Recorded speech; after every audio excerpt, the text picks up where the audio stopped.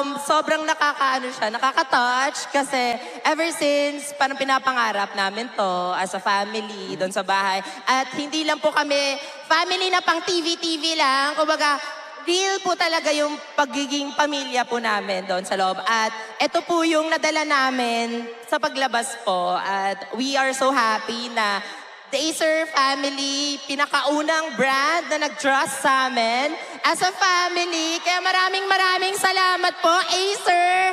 At yes, mas akala po namin dun kami nalimitahan. Pero with Acer, you can break the limits. Yeah! Perfect! Thank you so much! Candidate number 1. It's still so fresh for me, di ba? Sino dito nanood at invested sa PBB Collab? Buong bayan talaga nakatutok sa Pinoy Big Brother. But hey, growing family ang PDG. Pero ang pinaka-importante ay you are now part of the Acer family. How does it feel, guys? Anyone could answer. Shuli. I'm really grateful. First of all, hello, Moa Arena! Okay pa ba kayo dyan? Grabe naman talaga, guys. Ang dami nila, guys. Ang dami talaga dito. Sobra. Pero Kuya Robbie, I would say I'm really grateful. I feel like I've already said this in the interview. The essence of collab for us.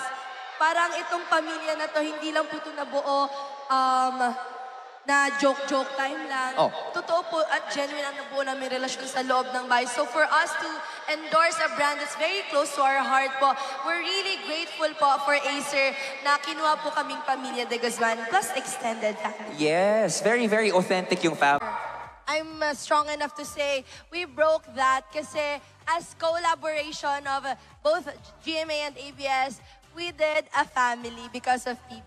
So feel ko yun po talaga yung na-break namin. That is so true. Esnir, you would love to answer? Siyempre, yung makapag-perform kami dito, ay sila lang pala. Pero yung makompleto kami dito as a family sa Mall of Asia Arena! Oh, wow. Sobrang supportive naman. Umiyaw naman daw kayo!